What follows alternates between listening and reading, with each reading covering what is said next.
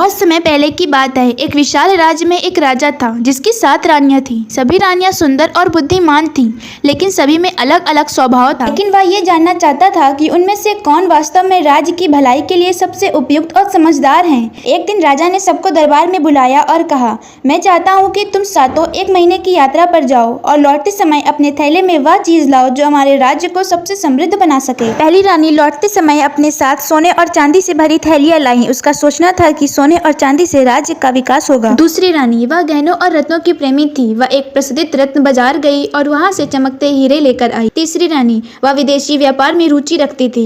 वह दूर दराज के देशों से मसाले, सुगंधित तेल लेकर आई। चौथी रानी, वह सौंदर्य और कला की प्रेमी थी। उसने बाग बगीचे से कुछ सुंदर फूल तोड़े। उसका सोचना था कि सौंदर्य राज्य की आत्मा है, अगर सब सुंदर हो तो समृद्ध अपने आप हो जाएगा। पांचवी रानी, उससे अध्याय और ज्ञान से प्रेम था। वह एक प्राचीन पुस्तकालय में गई, वहां से ज्ञान की कुछ किताबें लेकर आई। छठी रानी, वह करुणा और सेवा की मूर्ति थी। वह सीधे गांव में गई और गरीबों को भोजन दिया।